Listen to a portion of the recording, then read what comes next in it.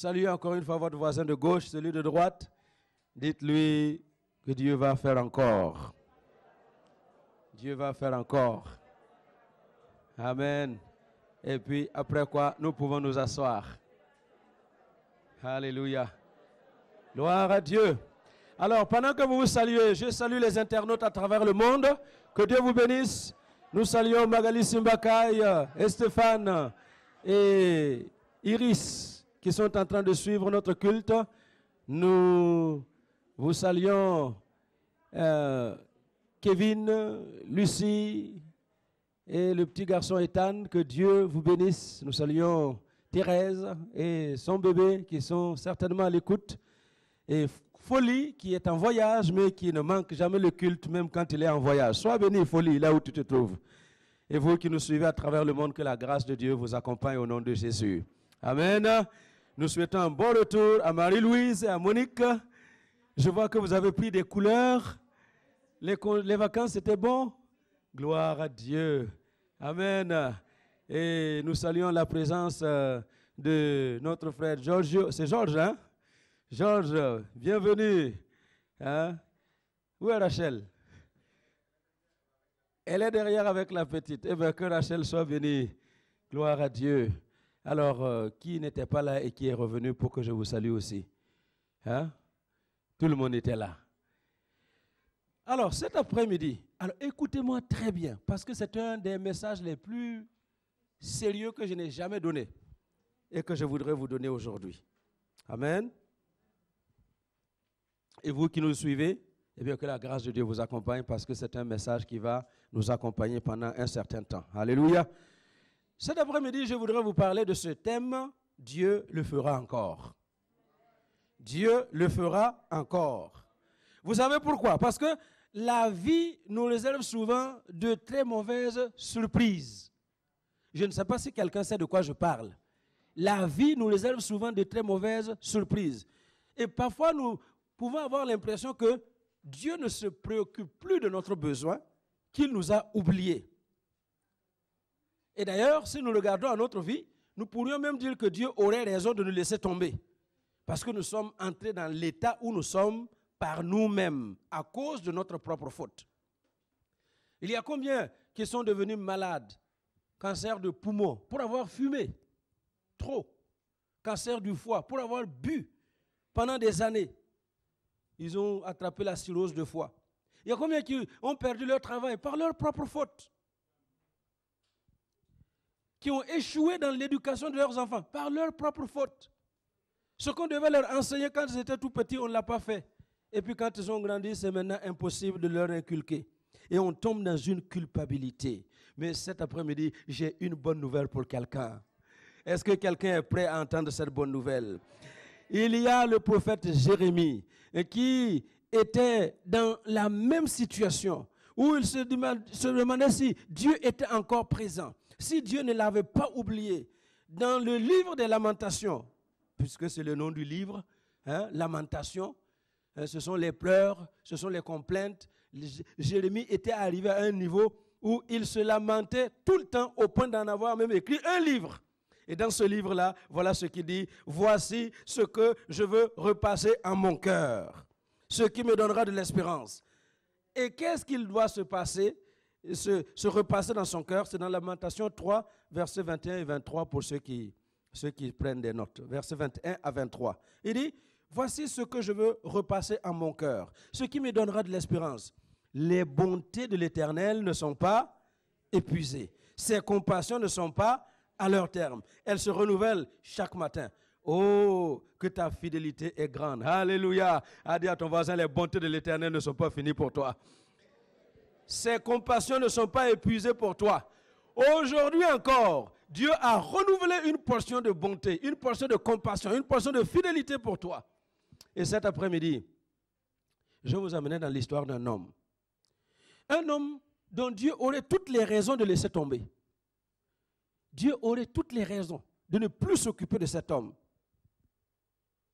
Mais malgré tout cela, Dieu lui a montré une telle miséricorde, une telle compassion que moi-même, j'ai du mal à comprendre quand je lis son histoire. Vous savez pourquoi? C'est ça le cœur de Dieu. Le cœur de Dieu est plein de miséricorde. Le cœur de Dieu est plein de compassion. La Bible dit qu'il est lent à la colère, il est riche en miséricorde. C'est pourquoi je suis là pour vous dire encore cet après-midi, Dieu le fera encore. Il le fera encore. Même quand tu penses que c'est fini, Dieu le fera encore. Alors, je vous invite à lire ce passage avec moi. C'est dans le deuxième livre des Rois, au chapitre 33. 2 Rois 33. C'est l'histoire qui est contenue dans les versets. Enfin, il y a plusieurs versets, mais je vais vous lire seulement quelques segments parce que nous n'avons pas beaucoup de temps pour tout lire. Mais je vais vous parler de l'histoire du roi Manassé. Le roi Manassé. Seigneur, tu connaissais Manassé quand il n'était qu'une masse sans forme dans le sein de sa mère. Et tu nous connais exactement comme tu le connaissais. Tu as vu le chemin par lequel il est passé. Mais malgré tout ce qu'il a fait, tu es revenu à lui. Tu as fait encore un miracle dans sa vie. De la même manière, cet après-midi, nous recevons la même compassion, nous recevons la même miséricorde, nous recevons la même bonté qui vient de toi, pour que quel que soit là où nous nous trouvons, tu nous relèves et tu nous donnes de marcher sur un nouveau sentier avec toi. Au nom de Jésus. Amen. Alléluia. Alors donc, pour gagner du temps, vous pouvez lire toute l'histoire de Manassé, j'allais dire l'article. Hein? 2 Chroniques, qu'est-ce que j'ai dit? 2 Rois, pardon. 2 Chroniques. 2 Chroniques 33. 2 Chroniques 33. Je vous conseille de lire tout le chapitre et vous allez comprendre la beauté de la miséricorde de Dieu dans le chapitre 33 de 2 Chroniques. Alors, je vais simplement vous citer quelques extraits de ce texte. La première chose que j'aimerais que vous réalisiez cet après-midi, c'est que notre péché n'arrête pas le plan de Dieu. Alléluia. Notre péché, ton péché, le mal dans lequel tu tombes, ça n'arrête pas le plan de Dieu. Est-ce que vous m'entendez? Alors, écoutez ce que le roi Manassé a fait. Les péchés de Manassé. Je vous cite seulement quelques extraits. Manassé fit ce qui est mal aux yeux de l'Éternel. Donc, voici un roi qui vient de remplacer son père Ézéchias. Quand Ézéchias est arrivé au trône, il a trouvé que la nation était dans l'idolâtrie, qu'il y avait des hauts lieux un peu partout, qu'on avait érigé des autels à d'autres dieux qui n'étaient pas le Dieu d'Israël. Il a pris du temps, des années, à épurer Israël de toutes ces mauvaises pratiques, à épurer Israël de tous ces faux dieux. Il a fait un bon travail qu'on appelle un réveil. Il a amené Israël à vivre un temps de réveil parce que le culte de Dieu qui était abandonné, Ézéchias a pu ramener le peuple à adorer encore le Dieu vivant. Alléluia. Et il a vécu comme cela jusqu'à la fin de sa vie. Et son fils est monté au trône à 12 ans. Manassé est arrivé au trône à 12 ans. Écoutez-moi bien. Pendant 55 ans, il a régné pendant 55 ans. Et pendant 55 ans, il va conduire le peuple dans une idolâtrie comme on n'a jamais vu, même parmi les peuples que Israël a dû chasser pour prendre leur territoire. Est-ce que vous m'entendez? Alors, je vous cite quelques aspects de la vie de Manassé. Il fit ce qui est mal aux yeux de l'Éternel. Il rétablit les hauts lieux qu'Ézéchias, son père, avait renversés. Il éleva des autels au Baal et il fit des idoles d'Astarté. Pour ceux qui veulent savoir ce que c'est que les Baals et les Astartés, je vous conseille de prendre le CD de la prédication de Élie de vendredi soir. Alléluia. C'était un excellent message. Donc, il a rebâti les hauts lieux, il a élevé des autels au Baal et aux Astartés, il s'est prosterné devant toute l'armée des cieux et l'a servi. Toute l'armée des cieux, il se prosterne devant les étoiles, devant la lune, devant tout ce que vous pouvez trouver au ciel. Hein? Quand il découvre une planète, il s'incline, il adore. Il bâtit des autels, écoutez bien. Il bâtit des autels dans la maison de l'Éternel. Est-ce que vous représentez ici, là, à l'église, que j'amène une idole d'un des dieux de mon village? Hein? Je viens l'installer ici, dans la maison de Dieu. C'est ce que Manassé a fait. Il bâtit des autels dans la maison de Dieu. Il bâtit des autels à toute l'armée des cieux dans les lieux, dans les 2 parvis de la maison de l'Éternel. Ce matin, Kofi nous a parlé du tabernacle avec ses différents aspects. Hein? Le parvis, le lieu saint, le lieu très saint. Il y avait ces 3 compartiments. Mais lui, dans le parvis, dans la cour, il a bâti des autels à toute l'armée des cieux. Il a bâti un autel pour la lune, un autel pour le soleil, un autel pour Mars, un autel pour Jupiter, un autel pour... Citez-moi les choses que vous connaissez là. Hein? Pour Vénus, un autel pour Pluton, un autel pour Neptune, Saturne. Donc, tout ce que vous pouvez vous représenter comme planète, il a bâti dans la cour, il a bâti des autels. C'est ce que Manassé a fait. Écoutez la suite. Il fit passer ses fils par le feu dans la vallée des fils de Himmon. Ce sont les sacrifices humains. On offrait les enfants en sacrifice à Moloch. Et les enfants étaient brûlés vivants. Lui, il a fait passer ses fils, ses propres enfants, il les a brûlés vivants en sacrifice à Moloch. Il observait les nuages et les serpents pour en tirer des pronostics. Il faisait danser les serpents pour faire des pronostics. Et les nuages pour en faire des pronostics. Il s'adonnait à la magie. Et non seulement ça, il établit des gens qui évoquaient les esprits et qui prédisaient l'avenir. Il a établi, tu choisis, tu dois, maman Gisèle, à partir d'aujourd'hui, tu vas invoquer pour prédire l'avenir. Il a établi des gens. Est-ce que vous comprenez? Il fit de plus en plus mal, ce qui est mal aux yeux de l'Éternel. Et voyez, pourquoi il faisait ça? Afin de l'irriter. Donc, il faisait tout ce mal-là pour irriter qui? Dieu. Pour irriter Dieu. Écoutez bien. Il plaça l'image taillée de l'idole qu'il avait faite dans la maison de Dieu. À cause de Manassé, Juda et les habitants de Jérusalem s'égarèrent et firent le mal plus que les nations que l'Éternel avait détruites devant les enfants d'Israël. À cause de Manassé. L'Éternel parla à Manassé et à son peuple. Et ils n'y firent point attention. Est-ce que vous voyez tous les péchés là qu'il a fait? Est-ce que Dieu n'aurait pas raison d'abandonner un tel homme? Dites-moi.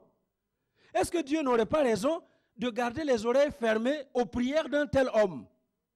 Est-ce que Dieu n'aurait pas raison de refuser de donner quoi que ce soit à un tel homme? Est-ce que Dieu n'aurait pas raison? Dieu aurait tout à fait raison. Il aurait raison. Mais voyez, la conséquence de son péché, écoutez-moi bien, votre péché aura toujours une conséquence. Allô?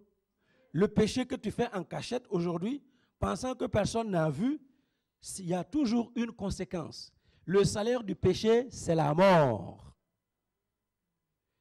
L'objectif de chaque péché que tu commets sur la terre, c'est de conduire ta vie à la mort.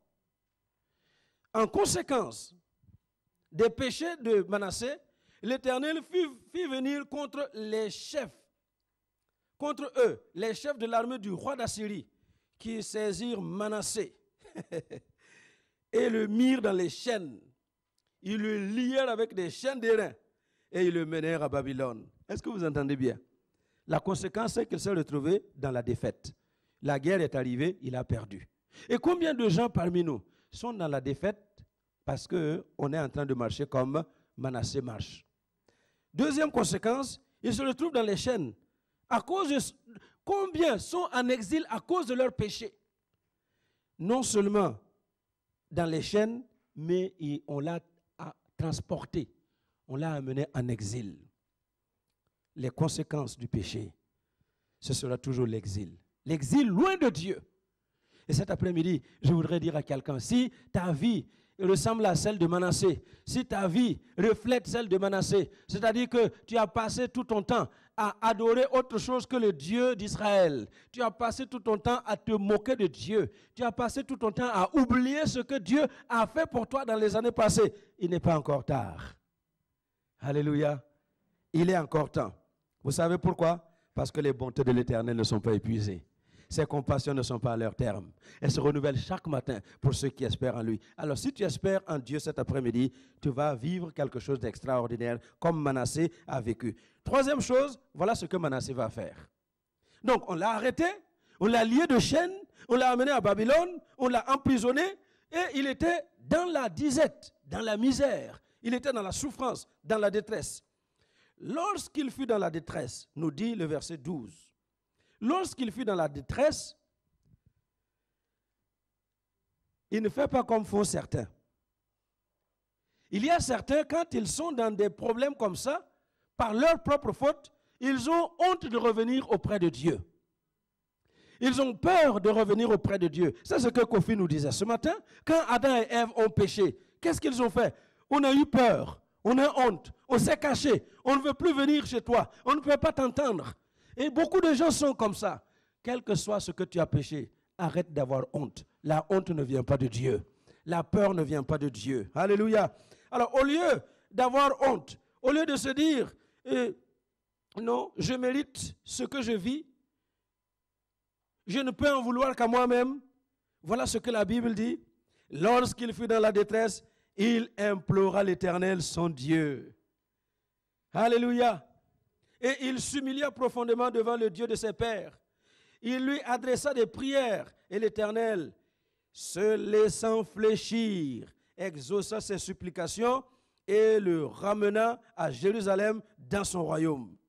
Manassé reconnut que l'Éternel est Dieu. Alléluia. Il n'a pas eu honte. Il a imploré Dieu. Il s'est humilié. Il a eu le courage de revenir vers Dieu. Et quand nous avons le courage de venir vers Dieu, quel que soit ce que nous avons fait, Dieu se laisse toujours fléchir. Dieu n'est pas comme les hommes. Tu l'as agressé aujourd'hui et puis il t'a multiplié par 0 comme dit Maman Déborah et c'est fini. Tu peux revenir demain, tu ne comptes plus pour lui. Est-ce que vous voyez? C'est ça les hommes.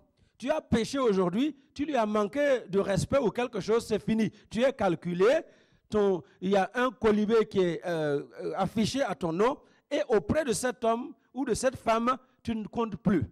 Dieu n'est pas comme ça. Alléluia. Il faut avoir le courage de toujours revenir à Dieu. Alléluia. Parce que Dieu se laisse toujours fléchir.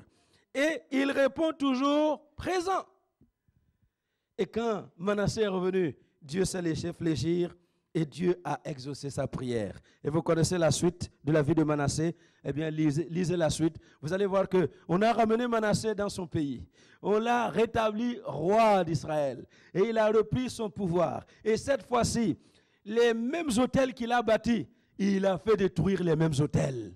Alléluia. Les mêmes idoles il s'est fabriqué, il les a démolis. Et il a recommencé à adorer le Dieu d'Israël. C'est pourquoi la Bible dit qu'il reconnut qu'il n'y a d'autre Dieu que le Dieu d'Israël.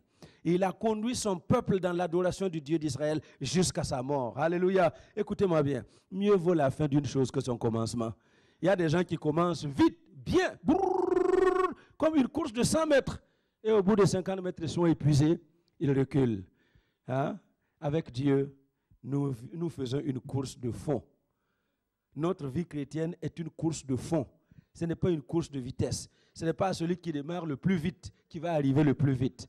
Mais c'est à celui qui est régulier, à celui qui est fidèle, comme nous l'avons vu vendredi, à celui qui est persévérant, à celui qui montre de la diligence. Alléluia, dans sa vie de tous les jours. C'est lui-là qui va arriver au bout de sa course. Amen. Et Manassé, qui invoque Dieu, Dieu se laisse fléchir, Dieu le ramène et il passe le reste de sa vie dans la paix de Dieu et dans la victoire.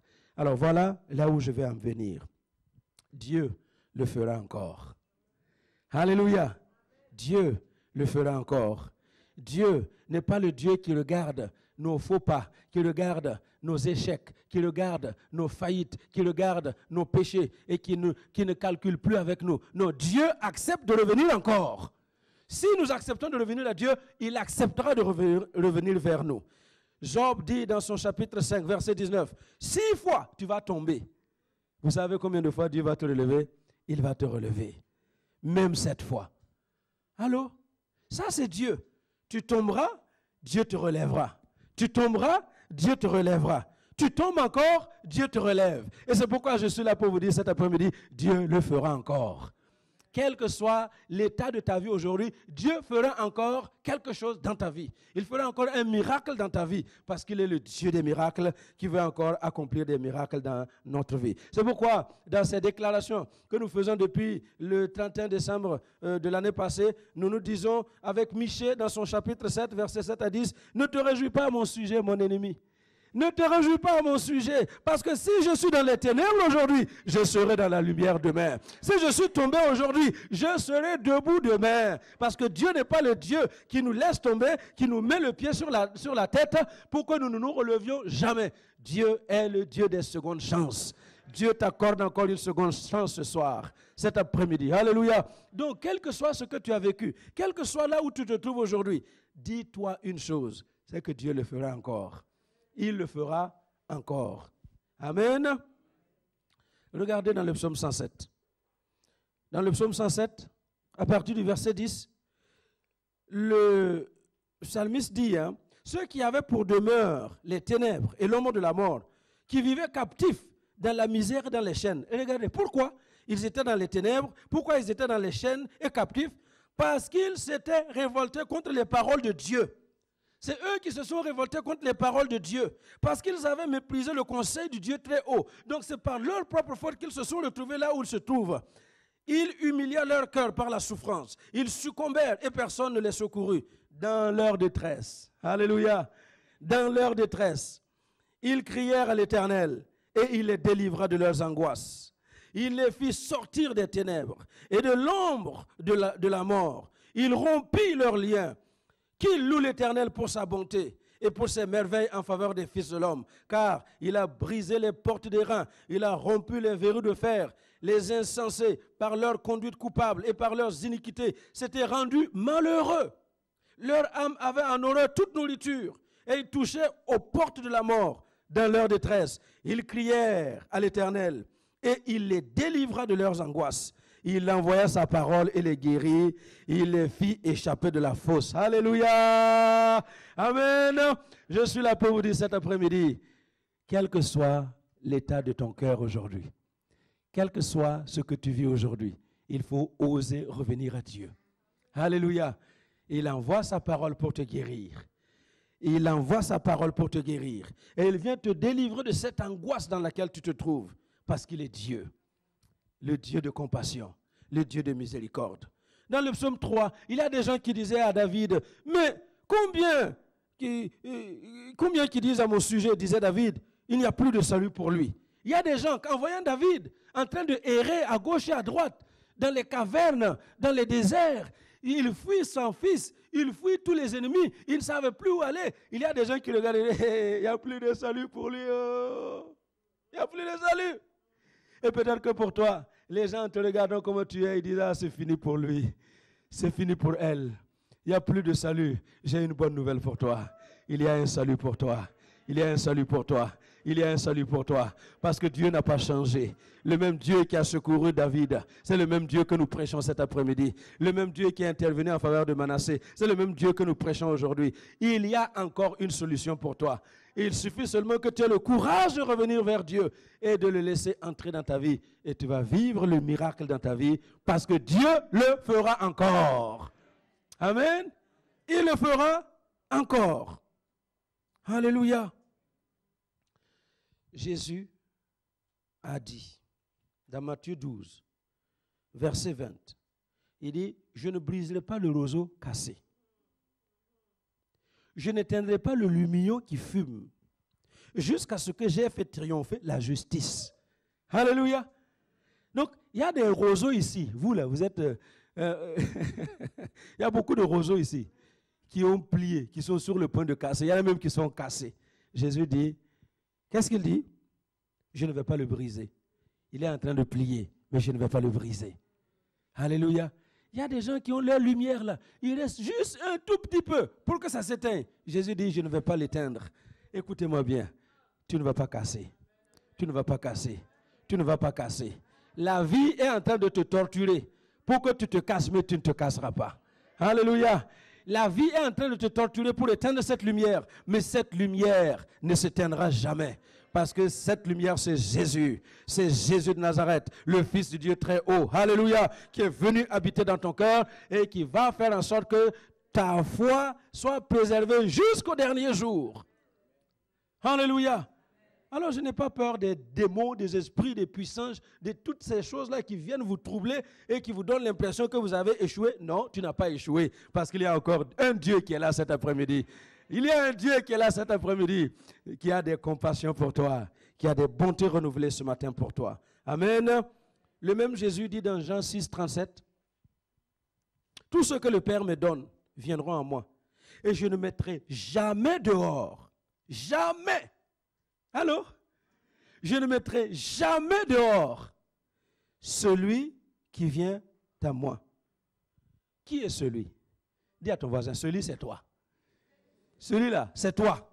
Donc, si tu viens à Jésus, Jésus dit qu'il ne te mettra jamais dehors. Qu'est-ce que ça veut dire? Ça veut dire, hein, hier samedi, tu as couché avec une fille. Hein? C'était en cachette, personne n'a vu. Mais aujourd'hui, Dieu t'a frappé dans ton esprit. Et tu viens te dire, Seigneur, pardonne-moi. Jésus dit qu'il ne te mettra pas dehors. Hier, comme a dit Kofi, tu es entré dans le bus sans ticket.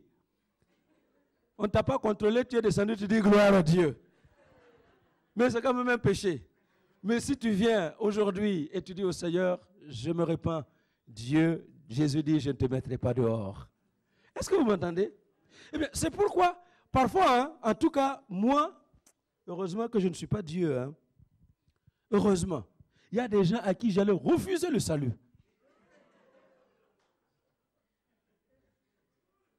Mais c'est vrai, hein?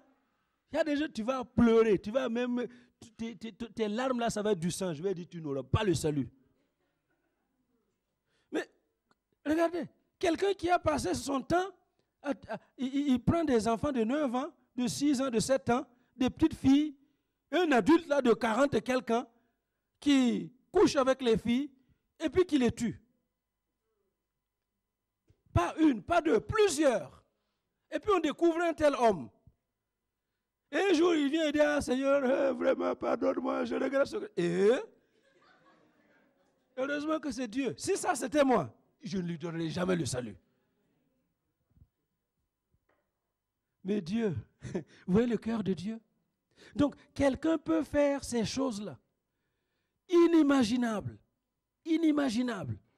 Et puis, il vient demander pardon à Dieu. Et Dieu lui pardonne. Dieu l'accueille dans sa maison. Et vous allez le trouver au ciel. Sa miséricorde. Je crois que c'est vendredi que j'ai donné le témoignage de ce jeune homme que Yohan nous a amené ici. Un balèze costaud comme ça, qui est venu raconter ce qu'il a fait. Je n'ose pas vous dire ce qu'il a fait. Mais il a fait des choses. Hein? Très fort. Il me saisit là. Heureusement que Yohan était là. Je me dis non, non, non. Si ce gars-là, je suis tout seul avec lui, je suis foutu. Hein? Juste la pression de sa main comme ça, c'est comme les tenailles. Vous voyez? Je ne peux même pas me dégager. Vous voyez les tenailles là? Il attrape comme ça, il dit, pasteur. Ouh. Je dis, ah. Et puis on a prié pour lui dans le bureau. Hein? Il s'est écroulé, la morve coulait partout, il a pleuré, Dieu, pardonne-moi, pardonne-moi. Je l'ai rencontré, je ne sais plus, c'était vendredi.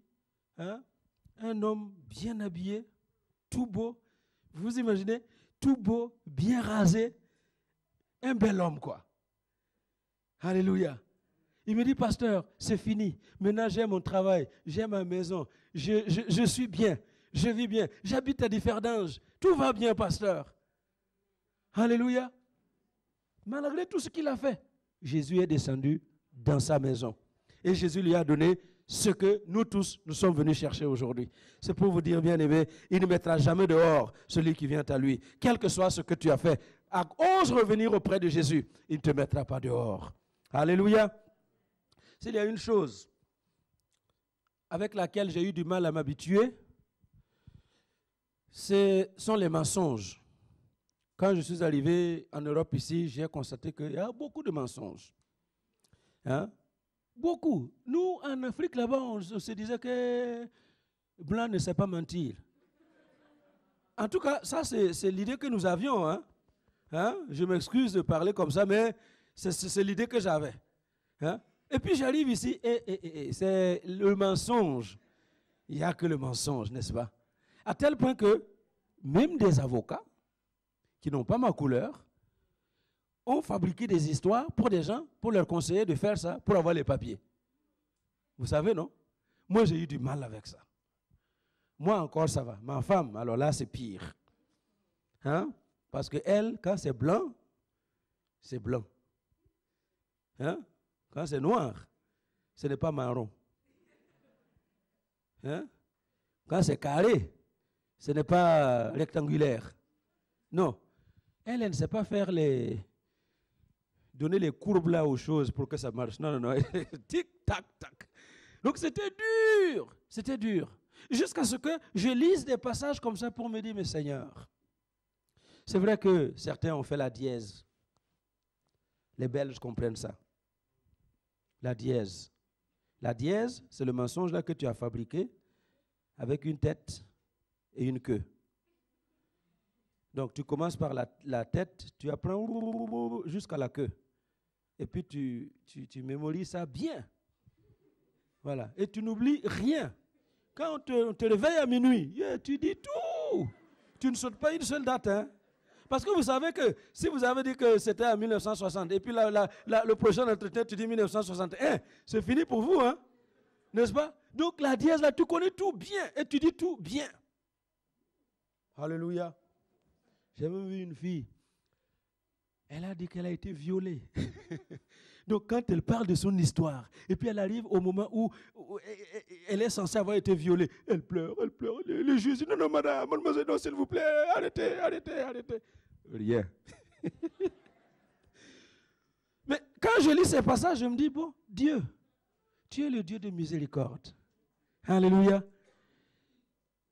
Je ne sais pas qu'est-ce qui se passe dans la vie des gens. Je ne sais pas ce que les gens ont quitté derrière.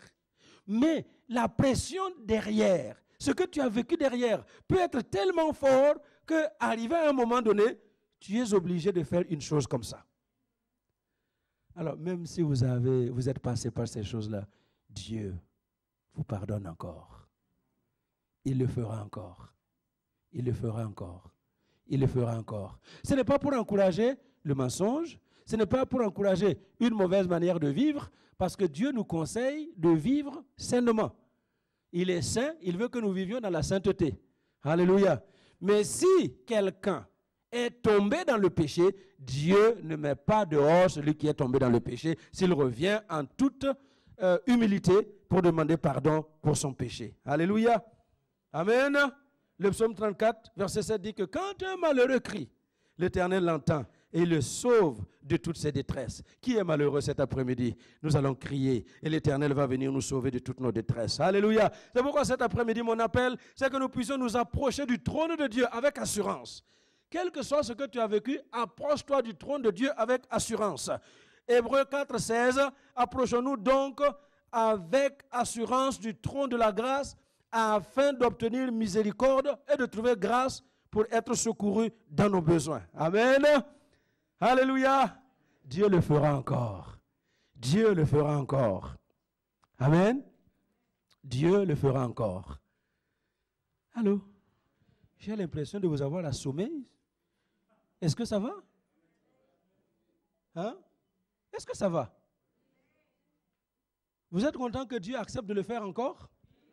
Dieu le fera encore. Allez lire l'histoire du fils prodigue. Vous connaissez l'histoire de ce garçon. Et lui, hein, il se réveille un matin et dit à papa, non, donne-moi ma part d'héritage. Vous vous imaginez? Hein? vous êtes vivant, encore en bonne santé, et votre enfant vient vous dire, donne-moi ma part d'héritage. Je veux ma part d'héritage maintenant. En tout cas, chez nous, ça ne se fait pas. Parce que si tu fais ça, ça veut dire que tu veux la mort de ton papa. Mais lui, il vient, il dit, donne-moi la part de mon héritage. Bon, ce que j'aime chez ce papa, il prend l'héritage, il avait 2 fils, l'aîné et le plus jeune. Et c'est le plus jeune qui voulait sa part d'héritage. Hein. Donc l'aîné et le plus jeune, il divise normalement, il donne la double portion au fils aîné et il donne la part au jeune homme. Qu'est-ce que le jeune homme a fait, Jean-Daniel? Qu'est-ce qu'il a fait? Il est parti. Il prend ses millions d'euros et puis il part. Il part loin. Pour qu'on ne le poursuive pas, il part loin.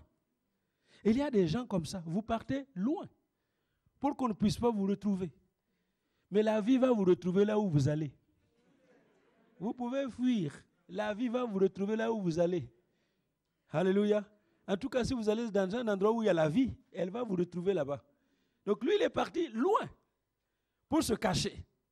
Il est allé, c'était la bonne vie. Hein, comme tous les jeunes gens, quand ils ont gagné beaucoup d'argent, c'est la bonne vie. Boîte de nuit en boîte de nuit. Hein? Et puis c'est bar après bar. Et maison close après maison close. Il a passé tout son temps à vivre de cette manière. Et comme beaucoup de gens aujourd'hui, ils ont l'argent, mais pour mal vivre. Ça, c'est ce que j'appelle mal vivre. Écoutez-moi bien. Le jour où Dieu va vous donner de l'argent, apprenez à bien vivre. Parce que si vous prenez l'argent que Dieu vous a donné pour vous passer le temps dans les bars, dans les boîtes de nuit et dans les mauvaises choses, ça, c'est mal vivre avec l'argent de Dieu. Et ce garçon a pris l'argent que Dieu a donné honnêtement à son père et il a mal vécu. Et ce qui devait arriver est arrivé. Il a fini. Dis à ton voisin, l'argent finit. Hein? Dis-le. Hey. Député, dis à ta voisine, là, l'argent finit.